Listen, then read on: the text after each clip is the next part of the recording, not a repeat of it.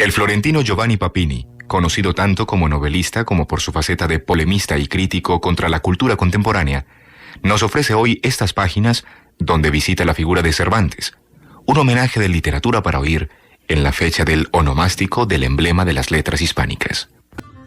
No soy tan loco ni tan menguado como debo de haberle parecido. Grande es la potencia del genio, aunque esté contenido en la carne de un heridor, soldado, esclavo, contable, aventurero y preso, en un Miguel poeta andante y cortesano necesitado. Así pudo engañarlos la sombra consistente de Don Quijote. Hemos creído que su vida era un engaño y que él fue el traicionado por los hombres comedores de carne, por los tiempos debilitados y por los libros imposibles. Su vida fue verdaderamente engañosa, pero el engañador, el ficticio, fue él, y los traicionados hasta ahora hemos sido nosotros.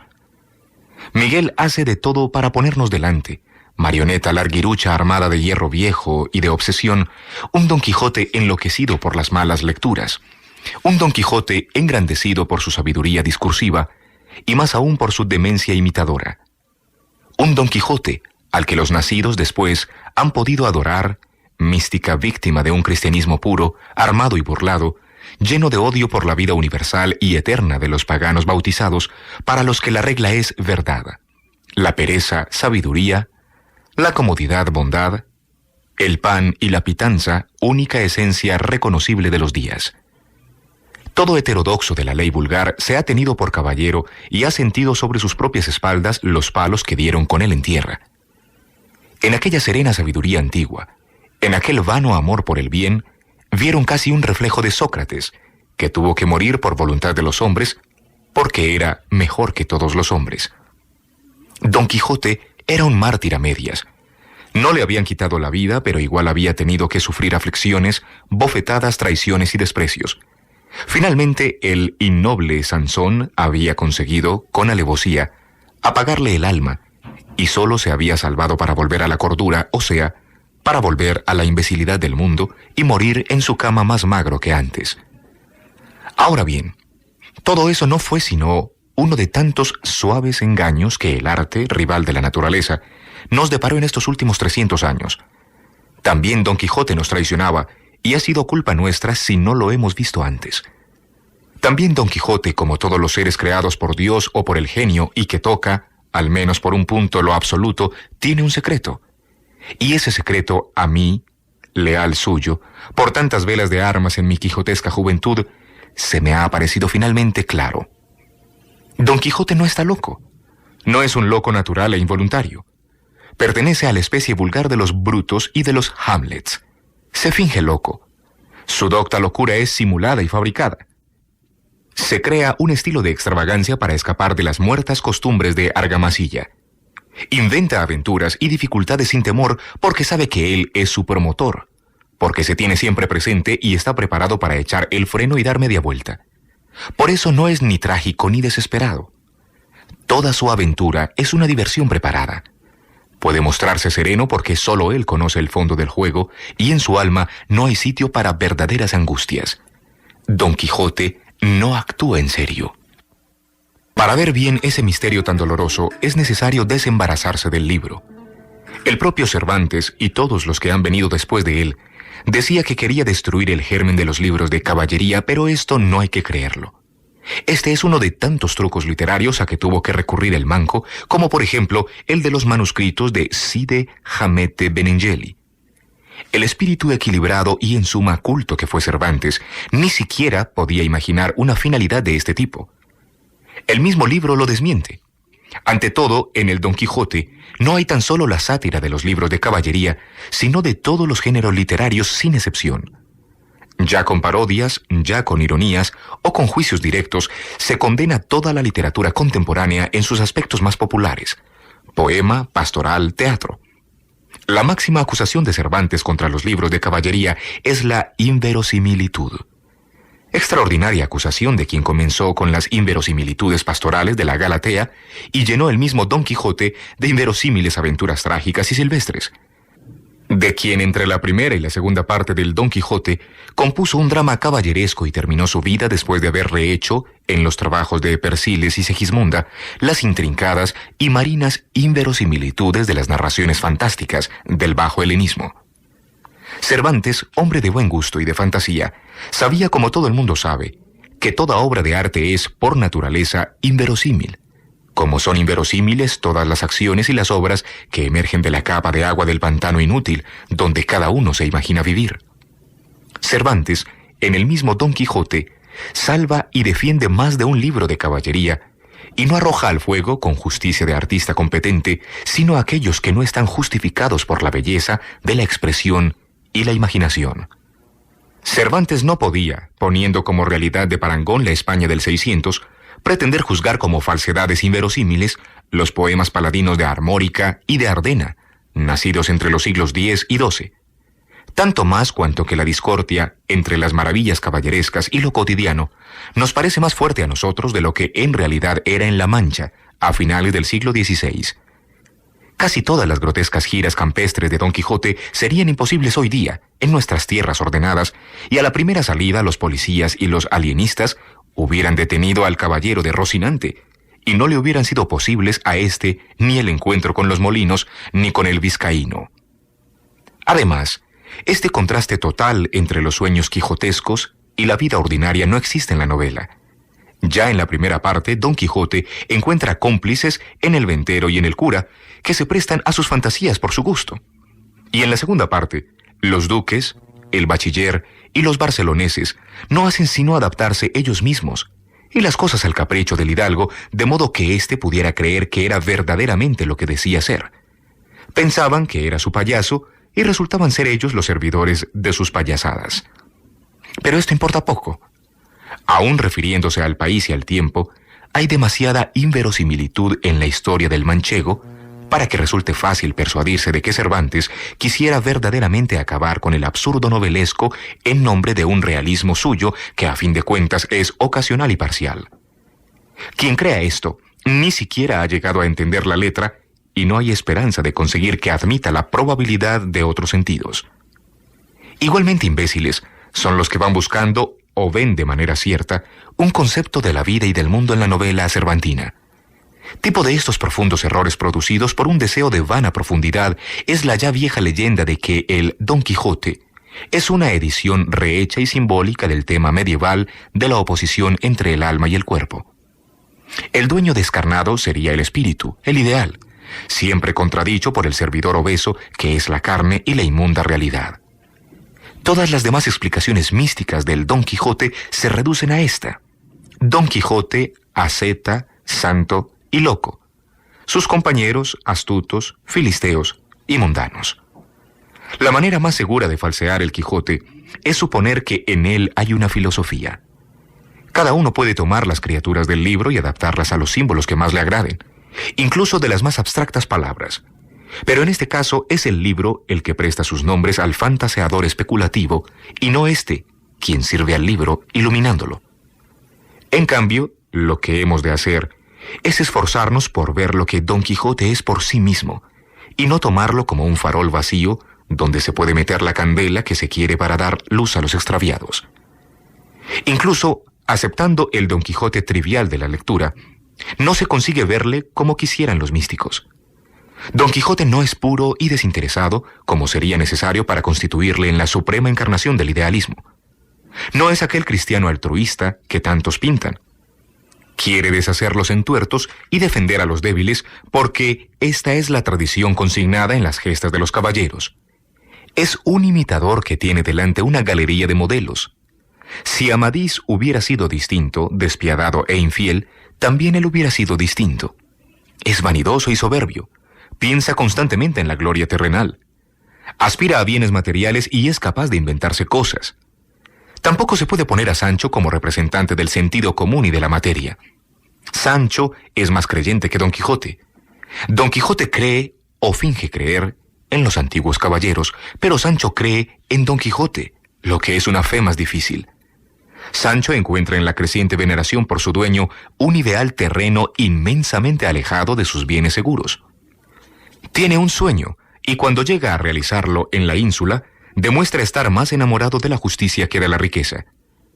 En el fondo, el único loco verdadero del libro es Sancho, y cualquier antítesis del acostumbrado género metafísico entre él y el caballero resulta, por esta evidencia, imposible. La sustancia del libro, si hemos de decir 4 palabras sobre ella antes de volver al héroe engañoso, es muy otra. No se puede tomar en bloque, y para nosotros, la parte más viva es seguramente 1/3 de la obra. El Don Quijote es una miscelánea fácilmente separable. Encontramos en él poesías burlescas o madrigalescas, novelas trágicas, patéticas y románticas, crítica literaria, recensiones y juicios sobre géneros y obras, narrativa, poemas pastorales. A veces los juicios están expresados en forma de parodias. Silva de varias lecciones, parrafadas retóricas sobre temas usuales, la edad de oro, la pobreza, el buen gobierno, el matrimonio, la superioridad de las armas o de las letras, entre otras, repertorio de lugares comunes medievales y humanísticos. Toda esta brosa que adorna e hincha el libro se reduce a la historia de 2 vagabundos, que es un viaje. Este esquema del viaje liga el Don Quijote a los libros de la humanidad. Los libros más profundos y a la vez más populares son libros de viajes. La Odisea, la Eneida, la Comedia, y luego Gulliver, Robinson, Sinbad, las cartas persas, Fausto, las almas muertas.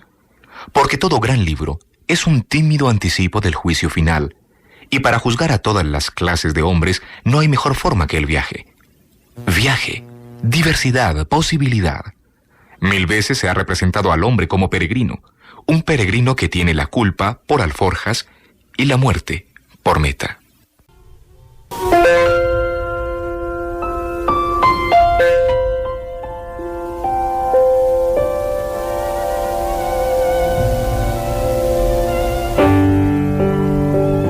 Están escuchando Literatura para Oír. Textos, cuentos, relatos y narraciones hablados. Emisora cultural Radio Bolivariana.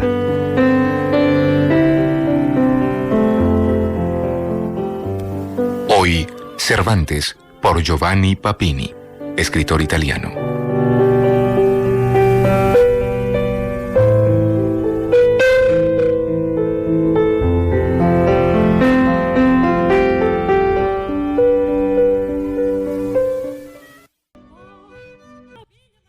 En este cuadro móvil del juicio total de los hombres, caballeros y religiosos, arrieros y duques, labriegos y caballeros, posaderos y enamorados, bandidos y bachilleres, hay un viejo con su secreto. Un caso de psicología, una estafa en acción. Pero este viejo no es tan listo como para no dejarse descubrir. Algunas veces se traiciona. Las bazas principales de su juego aparecen en sus palabras. La trama de su falso velo sale a relámpagos a plena luz. Don Quijote es el hombre cansado de lo usual. Igual que a los escépticos, al final de su carrera, le desasosiega la vida casera de pobre digno entre sus mujeres y el cura. Le pesa toda su vida cerrada de provinciano que ha encontrado escasos desahogos en la casa y en la lectura. Quiere proporcionarse un poco de diversión. La caballería aprendida en las grandes novelas le ofrece la senda colorida de una mascarada sin riesgos. Hombre de letras y de experiencia, comprende que, sin el trampolín de la ficción, no podrá cambiar de punta a cabo su existencia. Solo la locura se le ofrece como un camino inofensivo de liberación. Un poco en serio y un poco para armar ruido, se vuelve loco. Locura noble y literaria como él, y que no mancha su fe católica y es más, adquiere el aspecto de una milicia evangélica sin salir de los límites de una indispensable imitación. Si Don Quijote fuera el cristiano puro y sincero que se imaginan los ingenuos, no tendría necesidad de ese disfraz caballeresco. Podría dedicarse a Dios y al pobre, otro nombre de Dios, sin celada y sin lanza. Humilde como los sacrificados, podría, sin salir de argamasilla, darse a quien sufre, remediar las injusticias, llenar el corazón de los simples de pasiones resucitantes. En lugar de imitar a los caballeros andantes, podría imitar a los santos salvadores. Otros lo han hecho antes que él. Tomaron un modelo y en su imitación consiguieron ser grandes e infelices. San Francisco, que se propuso imitar a Jesús y quiso imitarle hasta en las llagas de las manos y de los pies, es un Don Quijote más verdadero. Cola di Rienzo, que se calienta el alma al leer los hechos de los romanos y sueña con ser cónsul de una nueva república, es otro Don Quijote. Más desventurado, pero más auténtico. Otros muchos grandes hombres como estos se han exaltado ante los ejemplos del pasado y han dejado ejemplos de fuerza para siempre, brillantes, aunque derrotados. Pero Don Quijote es más modesto y diletante. Un artista, un charlatán, con algo sincero dentro, veleidades de guerrero, de aventurero, de benefactor, pero todo a flor de piel solo para dar tono a sus discursos y proporcionar una justificación a su salida. Vista de cerca, su locura es un pretexto bien ideado para correr mundo y meterse en varios líos diversos y irremediables. También hay un poco de masoquismo espiritual y corporal, el confuso deseo de encontrarse en medio de desastres, pero sin consecuencias graves. Su misma máscara de noble paladín le protege de exponerse demasiado. No puede combatir con villanos y, sin embargo, desde el primer día, sabe que casi siempre, por fuerza, tendrá que habérselas con villanos. Don Quijote quiere parecer loco porque le conviene. Si no le tuvieran por loco, no podría darse buena vida, vagar al aire libre y exponerse a las corrientes de lo imprevisto. Sufriría sanciones inmediatas, no tendría excusas ante los que encuentran ni, como con frecuencia le sucede, útiles complicidades para sus diversiones.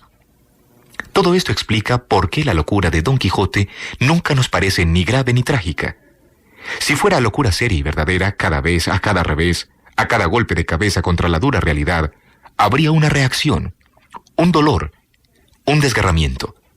En cambio, cada vez que los hechos o los hombres le convencen de que se ha equivocado, Don Quijote permanece tranquilo. Enseguida se desengaña, se resigna, vuelve a situarse en lo ordinario sin lamentarse demasiado. A veces él mismo se ríe del fingido error. En otros casos tiene siempre dispuesta la simple escapatoria de los encantadores que le persiguen, buena patraña para Sancho, que al principio la cree y luego termina por servirse de ella, volviéndola contra su dueño, cuando le obliga a ver en las labradoras montadas en borricos a otras tantas princesas montadas en buenas jacas. Toda vuelta de Don Quijote a la verdad se produce sin amargura. Un loco serio, un héroe convencido, sentiría angustia y desazón ante tantos mentís de la materia. Sufriría 1000 muertes al verse tan obstinadamente contradicho. Pero Don Quijote, que es muy listo y embrolla a conocidos y desconocidos, no se entristece, no sufre. Acepta con naturalidad las derrotas y solo se lamenta de las costillas rotas y de los desmayos, inconvenientes inevitables, calderilla con la que paga los gastos de su insólito pasatiempo.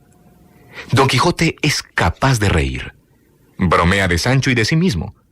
Tiene el espíritu libre, suelto. Conoce la última palabra de la maquinación agradable y no consigue fingir hasta el dolor inimitable.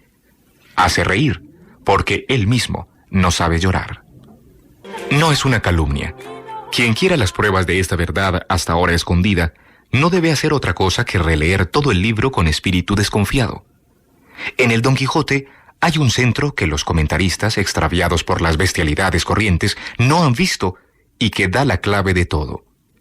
Este centro es la locura fingida de Sierra Morena. Todo el mundo recuerda el episodio.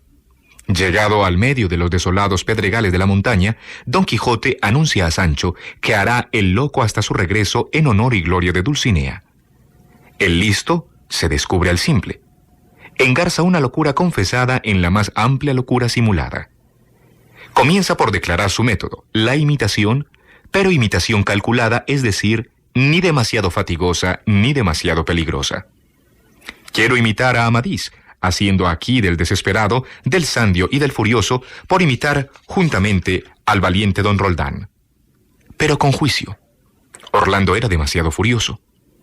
Y puesto que yo no pienso imitar a Roldán, parte por parte, en todas las locuras que hizo, dijo y pensó, haré el bosquejo, como mejor pudiere, en las que me pareciere ser más esenciales. Y termina con la conciencia de su lúcido propósito. Loco soy, loco he de ser, hasta tanto que tú vuelvas con la respuesta. Si la respuesta, añade, es buena, yo dejaré de hacer el loco. Si es adversa, me volveré loco de verdad y ya no sentiré el dolor que me proporcionaría. No se podría desear un reconocimiento más explícito del secreto de Don Quijote. Sabe que no es loco, pero quiere hacer cosas de loco, y estas locuras no serán otra cosa que imitaciones de locuras famosas. Lo que en este pasaje confiesa, por algo queridamente loco, sobrepuesto a la locura ordinaria, es, en todos los demás casos no confesados, su regla. En esas mismas páginas se encuentra también su teoría, una de las más profundas del libro, de volverse loco sin causa ni razón. A Sancho, que le pregunta por qué quiere hacer tanta penitencia si Dulcinea no le ha hecho nada que lo justifique, Don Quijote responde: ahí está el punto, y esa es la fineza de mi negocio. Que volverse loco un caballero andante con causa, ni grado ni gracias, el toque está en desatinar sin ocasión. Las pruebas de esta postura suya de loco voluntario y sin causa verdadera se encuentran a cada paso. Don Quijote tiene conciencia de las transformaciones que deben sufrir las cosas reales para adaptarse a la comedia que representa. Sabe perfectamente, por ejemplo, quién es Dulcinea, pero no quiere detenerse en ella gorda y sudada pueblerina que ha escogido, por refinada ironía, como mujer de sus pensamientos, y explica a Sancho que, no pudiendo existir en la naturaleza mujer perfecta, ha escogido a la última de todas para mejor demostrar la potencia de su voluntaria fantasía deformadora y reformadora. Píntola en mi imaginación como la deseo. Cuando Sancho le cuenta su visita a la amada, él la traduce punto por punto a su lenguaje, aun sabiendo que Sancho describe la verdad tal como la ha visto. Y más tarde, al alba, cuando las campesinas aparecen en el camino y Sancho quiere hacerle creer que se trata de Dulcinea y de sus doncellas, Don Quijote no quiere aceptar la alucinación porque le viene impuesta por otro, por un inferior, sino que ve a las mujeres tal como son, y para no descubrirse recurre a la acostumbrada historia de los encantadores que le transforman los objetos ante los ojos. Pero luego acaba por admitir que Dulcinea es una persona fantástica e imaginaria, cosa que un auténtico loco nunca podría reconocer. Por otra parte, en otros casos, Don Quijote confiesa haberse equivocado. Admite las alucinaciones y tiene conciencia del engaño en que dice haber caído. Pero cuando le conviene, ve las cosas como todo el mundo y ya la posada no le parece castillo, sino verdadera posada, y reconoce que el yelmo de Mambrino es una bacilla de barbero, pero que eso parece a los otros para que a nadie entre en ganas de robárselo. Su principio, que debía enseñar la fisura de su ficción y al mismo tiempo encierra el único principio efectivamente idealista de todo el libro, es que los objetos, por sí mismos, no son ni de esa manera ni de otra, sino como los hombres diversos saben y pueden verlos diversamente. Su sistema podría definirse como una voluntad de creer, anticipada 3 siglos sobre las teorías pragmáticas, a menos que no esté con un retraso de 20 siglos sobre las teorías de Protágoras. Esto explica finalmente la visible y cotidiana sabiduría de Don Quijote. Todo el mundo se maravilla del buen sentido de sus discursos cuando no tocan asuntos caballerescos. Todo el mundo le llama y le considera un cuerdo loco o un loco cuerdo, y al final él mismo proclama, sincero otra vez, que no es loco. ¿Y acaso no confiesa, sin parecerlo, haber inventado de raíz la maravillosa fantasmagoría de la gruta de Montesinos? Desde que sale del mundo subterráneo, Sancho mismo duda de su veracidad y Don Quijote, en casa del duque, hace un cínico pacto con su escudero. Cree en mi historia de Montesinos y yo creeré en tu historia del cielo. Pero la invención descarada queda desde entonces manifiesta, y la confesión implícita no es otra cosa que una confirmación superflua. Don Quijote no ha sabido regirse en la simulación perfecta y estos fallos de su comedia procuran un doble esfuerzo a nuestro descubrimiento. Don Quijote no tomaba tan en serio su juego como para jugarlo demasiado cerrado. Don Quijote es un loco fingido que se traiciona en la alegría. Su tranquilidad, su astucia declaran contra él. En su vida no hay drama. No puede haber drama donde no hay seriedad. Don Quijote bromea, pero los locos verdaderos no bromean.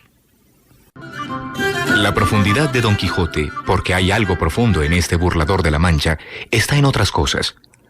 Los procedimientos de Don Quijote, de formación y simbolismo, son los mismos del arte moderno y tienen un significado que trasciende los superficiales contrastes vistos hasta ahora en esa grotesca epopeya. La deformación voluntaria de las cosas tiene su principio en el idealismo arbitrario y hoy día se la reconoce como característica de toda creación.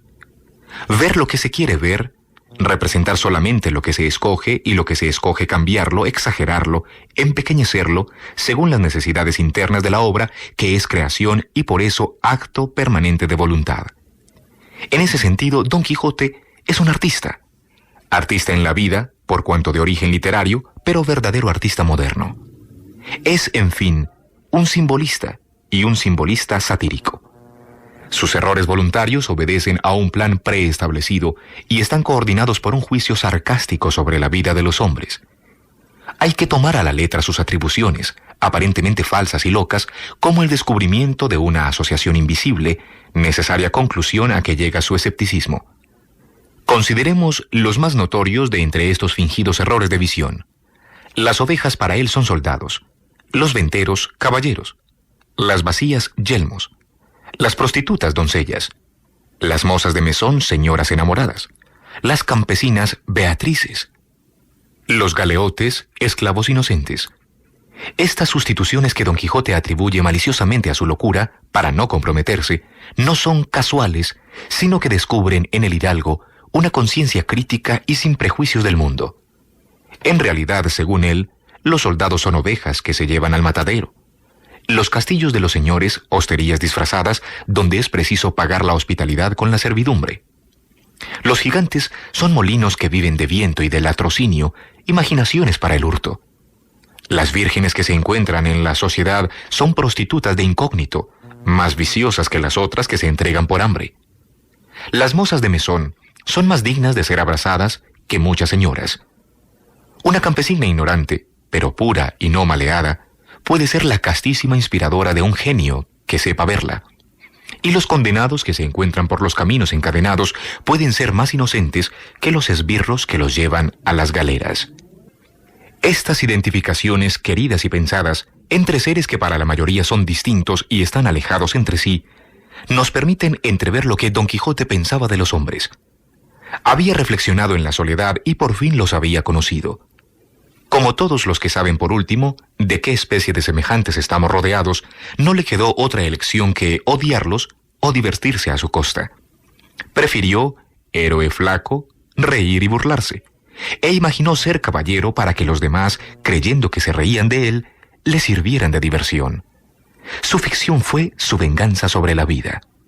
Venganza conseguida porque ha permanecido oculta hasta nosotros. Pero Don Quijote había nacido para ser hermano mío hasta lo último. Primero, según la letra, ahora, según el espíritu. Él y yo nos entendemos. En Literatura para Oír les hemos presentado Cervantes, por Giovanni Papini, escritor italiano.